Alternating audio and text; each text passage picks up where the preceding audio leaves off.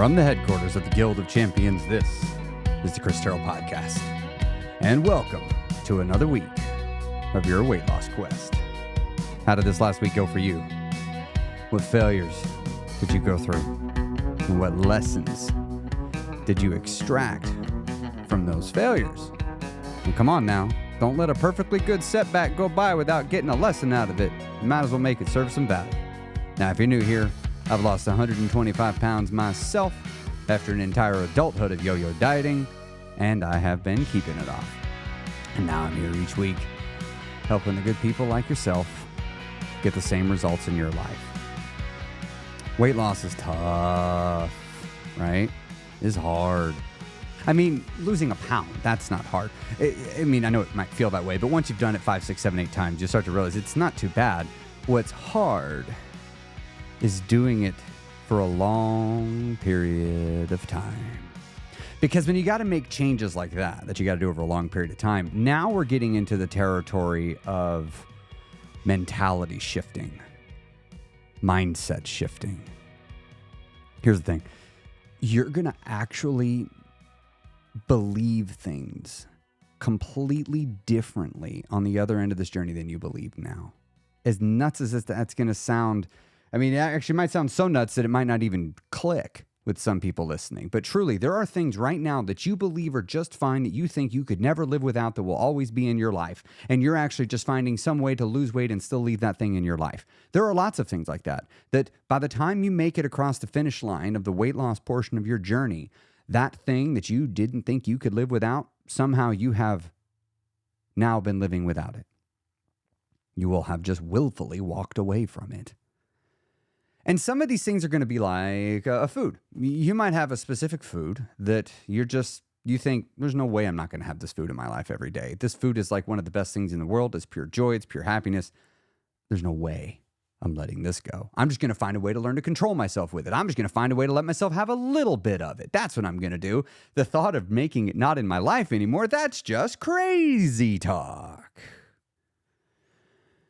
But for you, some foods you will, in fact, at some point along the journey, you'll let it go. You'll just open your metaphorical hand and just let it go, and it'll be gone. It'll be there in your life, sure, but it'll be gone out of your mind as a thing you have to have. You will have truly, genuinely experienced a belief shift. We question everything we believe, except for the things that we believe deeply, truly, down to our bones. Those, we won't ever question those, because as far as we're concerned, they're facts. It's just the way it is. It's just how the world works. This is the right way to do it. In my case, I think there were certain types of scenarios and circumstances that I just believed should have food as a major component of it. I remember 5 years ago looking forward to Thanksgiving and thinking this is supposed to be a holiday where I gorge myself. It's one of them bona fide special occasions, and I just let go of any of all food rules and just stuff my face senseless because YOLO, right? That's what I believed. And on my first Thanksgiving on my journey, I told myself I want to let myself have whatever I want. I'm not going to tell myself no. I'm going to have whatever I want to whatever volume I want because I'm sure it'll be fine as long as I get back on the horse the next day and keep going because it's, in fact, I postulated at the time that it was the quitting that was the problem. And it was always the quitting. It was never the what I did. It was that I didn't get back to it. And I thought, well, I'm going to get really good at getting back to it. I'm going to really work out those muscles required to get back to it. And I was right. I was able to have whatever I wanted on Thanksgiving Day and then get back to it. And I kept losing weight over the course of time. I probably didn't that week, but I wasn't weighing, so I don't know. But over time, I lost weight. Over the course of the next month, I lost weight. So clearly it was fine. It didn't stop the journey. And so then came the next holiday, the next Thanksgiving. And I thought, well, it worked last year. Let's do it again this year. So I did it again. I did it again that year. And here's the thing. Because I had gone most of a year without just truly gorging myself senseless anymore. I had only done it a handful of times over the 12 months between my first and second Thanksgiving on my journey.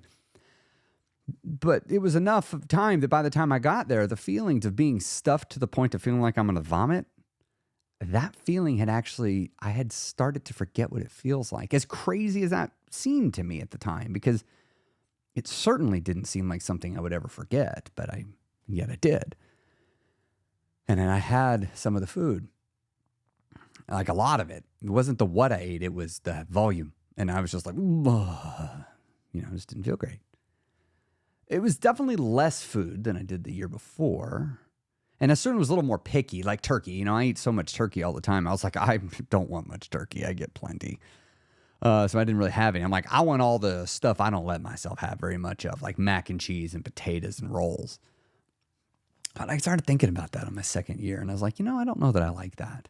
Like, am I saying I'm only going to get to have mac and cheese a couple times a year to the volume, like, a big bowl of it? Like, that doesn't seem quite right. So I actually, after that Thanksgiving, started incorporating mac and cheese into my regular life, having it there for a while. I had it once a week. I'd go to Potbelly's and I'd get their mac and cheese, which I actually really like theirs. And I'd do a half a cup of mac and half a wreck sandwich. And I'd do that for lunch. It's like, I don't know, 650, 700 calories, I think, something like that. It's been a while since I don't have Potbelly's where I live. So it's been a minute since I've looked at the calories of that. But I did that there for a while and I loved it because I realized I needed mac and cheese in my life. But I didn't just need it once or twice a year. I needed to be able to control myself around it. And I spent between Thanksgivings 3 and 4, I spent a lot of time incorporating all the foods back into my life. Slowly, carefully. I lost control a few times, but I did pretty good because I did it slowly. I didn't get them all back in. But I got a lot back in. And so by the time the third Thanksgiving rolled around, I had been having all the foods I wanted. So I didn't have that same urge inside of me to like, oh, I got to have this food because I never get to have it and I should have a bunch of it because I never get to have it. Instead of, I wasn't feeling that way anymore. I was feeling different. And so I had a little of everything.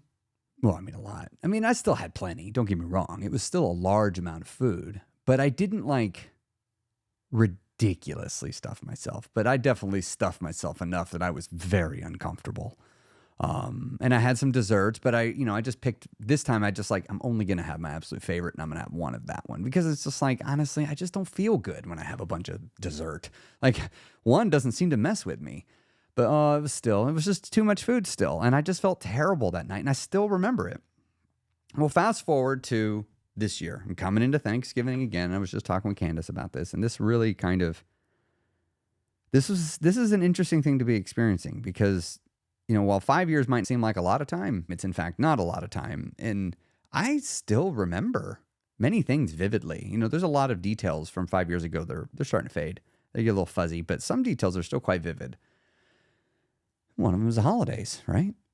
There's a lot of years having that ingrained in me about the importance of food. Like, where does food fit in the hierarchy of things that are important around a holiday?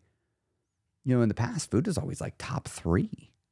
And a lot of the people I talked with about it was top 3. I didn't talk with everybody about it. Come to find out, it's not actually top 3 for everybody. So let me tell you about what I'm thinking about coming into this Thanksgiving. As the journey and evolution continues. I was talking to Candace and I said, I certainly want to have everything. And I certainly plan to get full, but I don't think I plan to just stuff myself senseless this year. I think one good plate, maybe I'll go back and pick at a couple of the things I liked. I think that might be more what I want to do this year.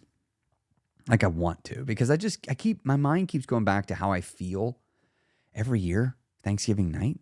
And I'm just I just feel like garbage. It's so unpleasant feeling. And then for the next couple of days, it's fine. Again, my weight is fine. I already done this enough to know I could gorge myself and my weight's going to stay fine. I'm not worried about it. I might gain a few pounds. It'll peel off over a couple of weeks. It'll be no problem.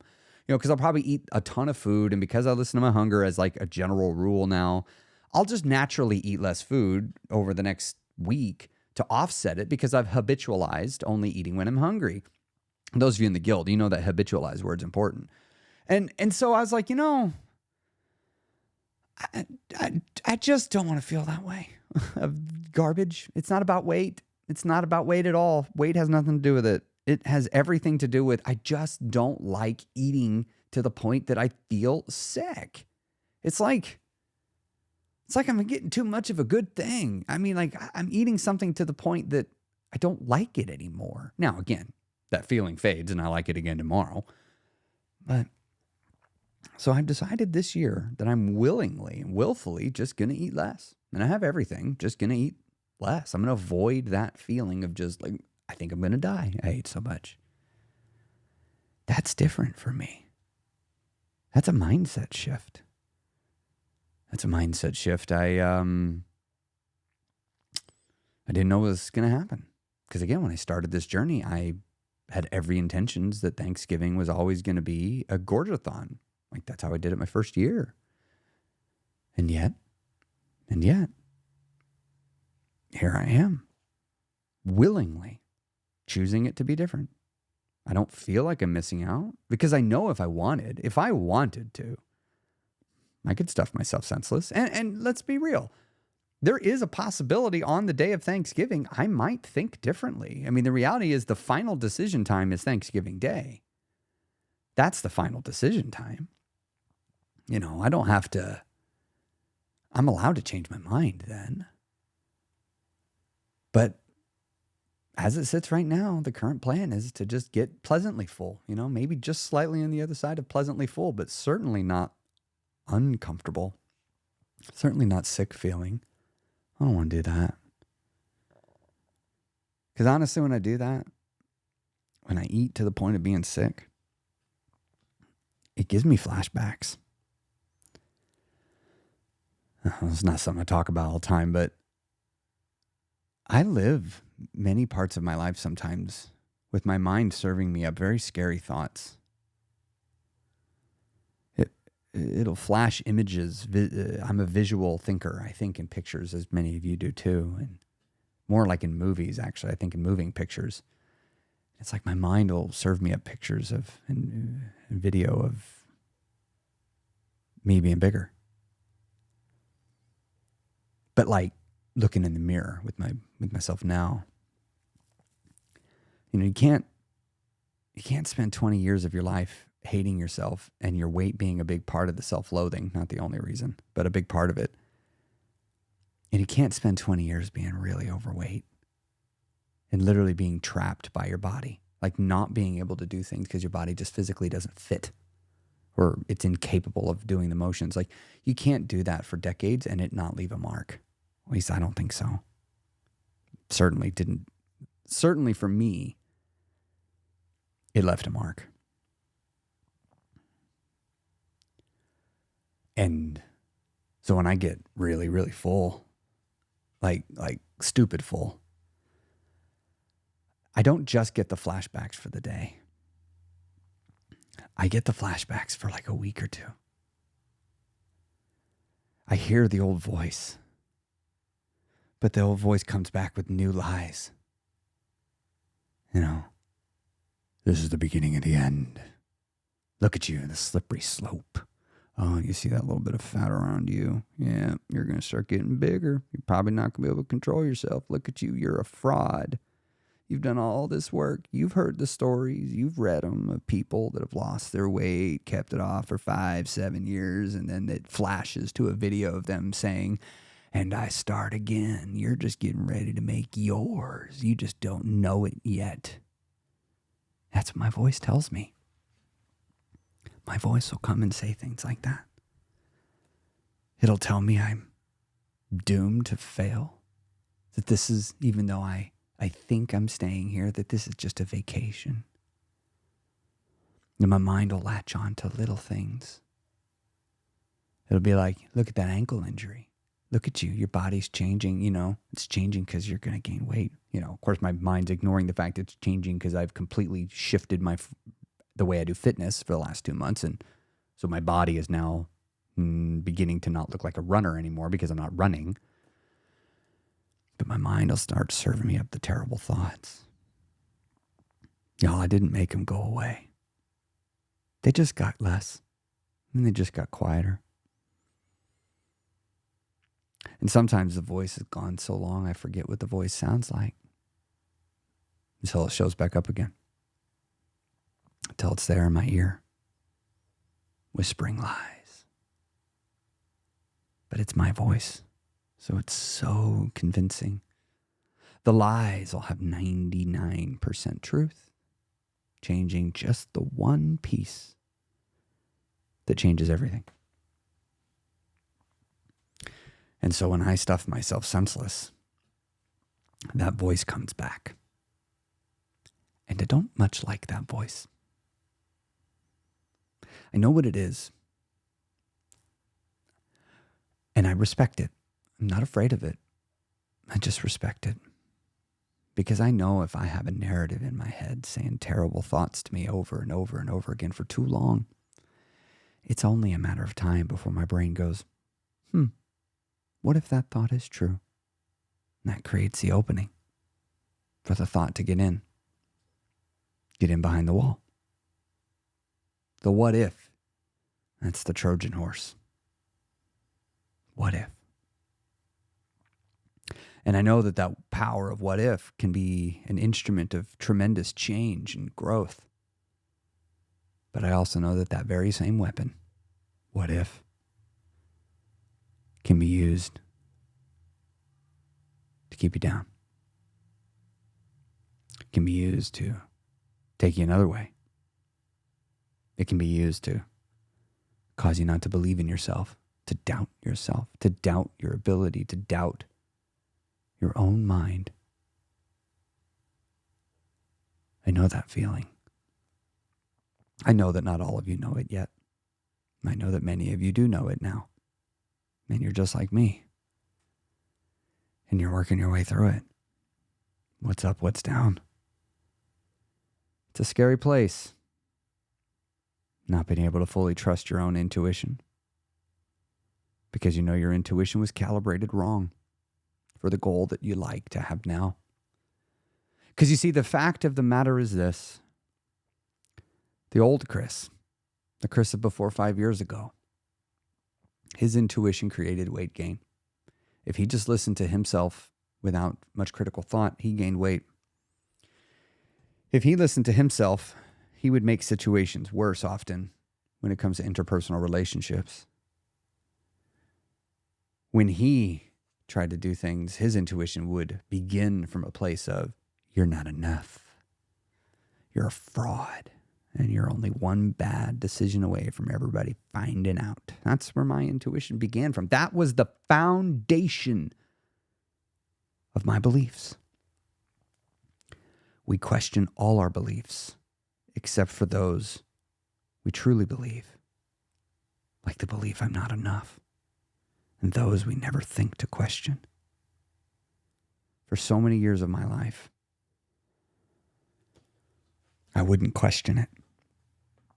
Because the reality is questioning it meant questioning the source. Meant questioning the person that told me I wasn't enough. Sometimes that source came from without. Like my religion.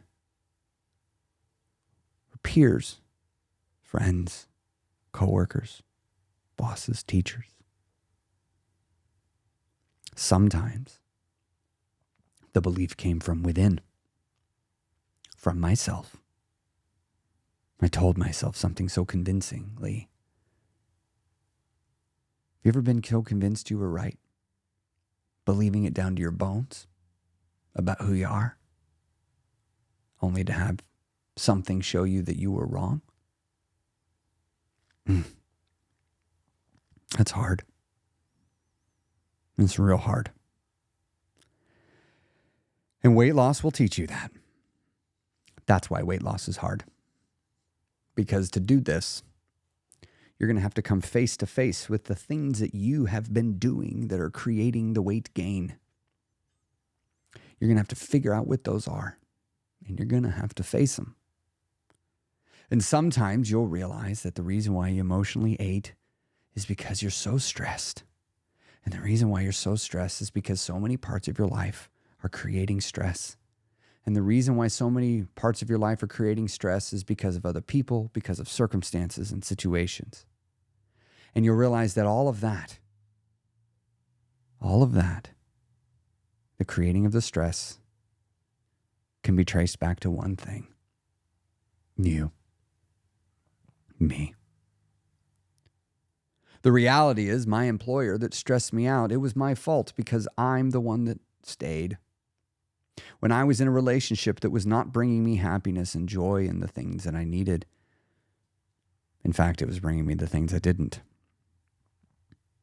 It was my fault because I stayed, because I didn't act out, because I didn't address it. And if I had just addressed it, things might have been different.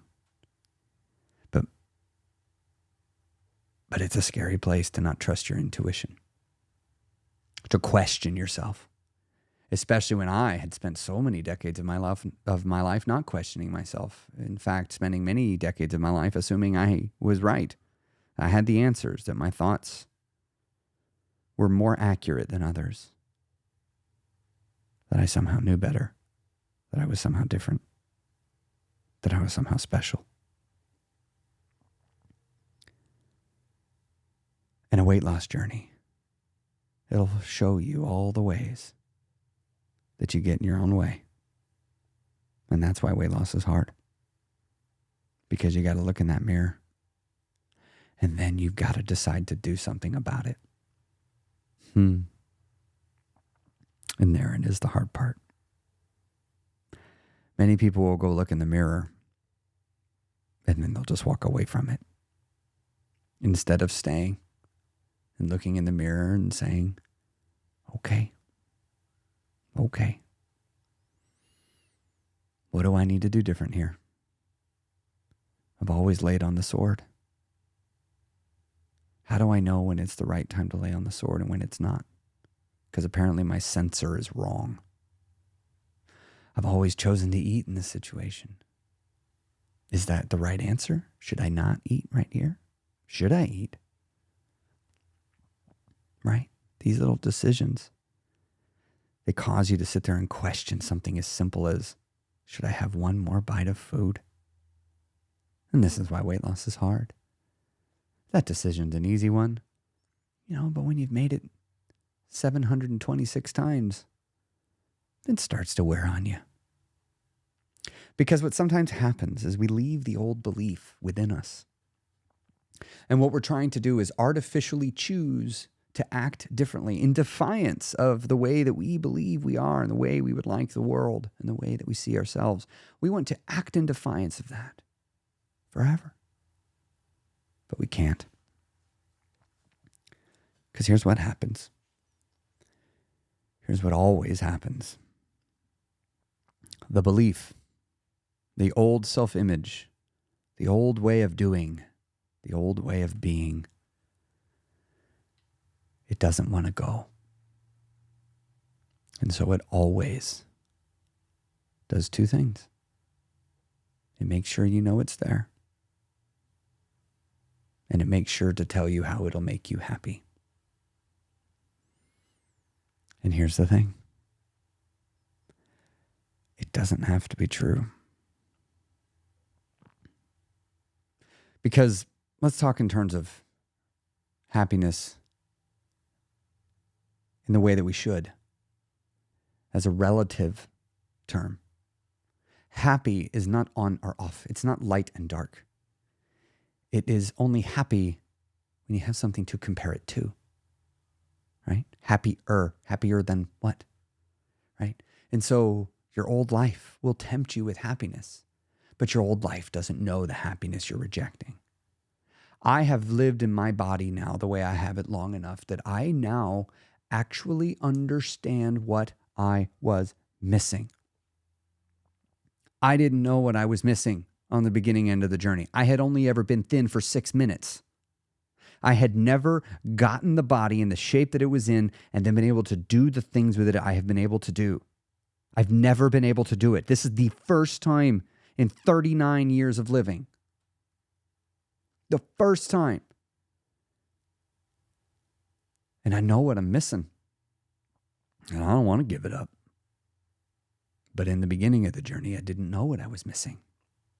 And so when the old life would tempt me with excitement, with joy and happiness and pleasure, it really looked tempting. Because what will happen is this. When you're on your journey and you don't change course and you continue to do the old way of thinking, to act in defiance of your old way of thinking, when you hold the two ways of seeing the world in your mind simultaneously, eventually one will win out. And because the new way of living is so new, that voice is not very strong, and it will almost always be drowned out by the old. The old thoughts, the old voice, the one you know so well. And it will tempt you to stay the same. Because when you start to change, every time as you come face to face with yourself in the mirror and you see your own shortcomings, when you see how you are getting in your own way, you will feel the uncomfortable feeling that is often nearby, especially when you first get into this kind of change. It's unpleasant. It kind of hurts, actually, psychologically. Sometimes so intensely it can feel like a physical hurt somewhere deep inside. And when you're beginning to change yourself, to move away from your old way of being, you're going to feel that uncomfortable, painful feeling that comes as you transform, as you change into your new, greater, more powerful version of you. And during that painful period, the old life will tempt you with rest, with comfort, with happiness, with satisfaction. You've already lost 50 pounds. You're feeling pretty amazing. Yeah, you're still 240 pounds, but you're not 290. Maybe another 5 or 10 pounds. You're feeling so good. Don't you hate not getting to eat as much as you want? Don't you hate having to say no? Don't you wish you didn't have to work out? Wouldn't it be so nice to just take a week off, sit down on the couch, have whatever you want, not even think about food and just watch the TV and hang out with your eating buddies? Wouldn't that just be so awesome? Just, you know what? You're thinking so much about this weight loss. Just stop. Give yourself a break. You've done so good. You know what? You deserve this. You deserve this. You've worked really hard. You've lost 50 pounds.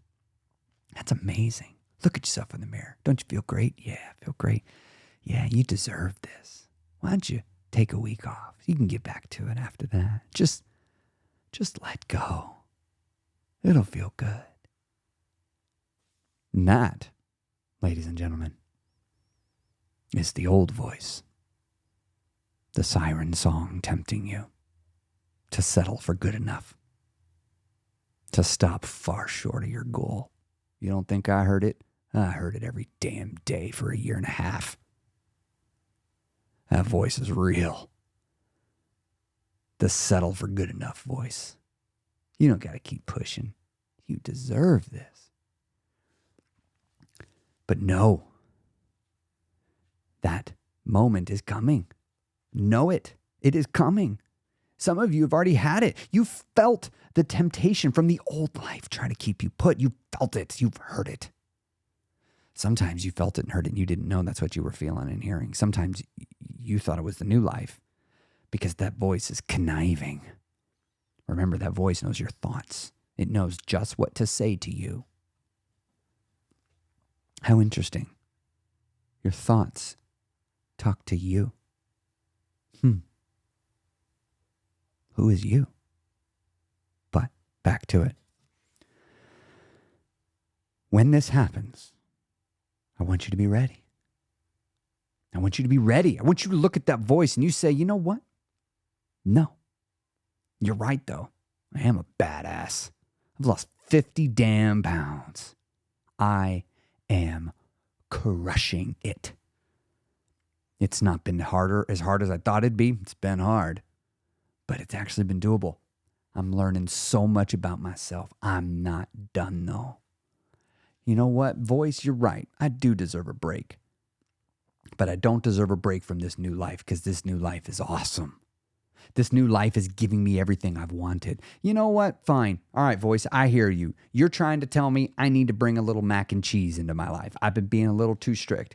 I'll give you that. We'll bring it back in. But not as some free-for-all like you're suggesting, voice. You're nuts. That's the old way of living. I'm not that kind of person anymore. I don't do that. Instead, all right, I'll work it in. I'll find a way to get it into my life.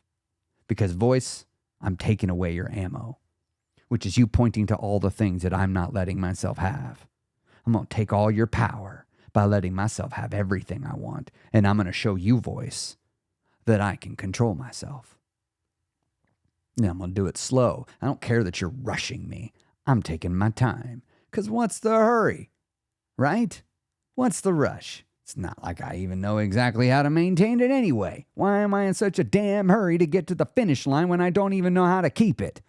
Maybe I should take my sweet time, in fact, voice, and learn how to maintain my weight so that when I get to the other end of the journey, I can keep it off.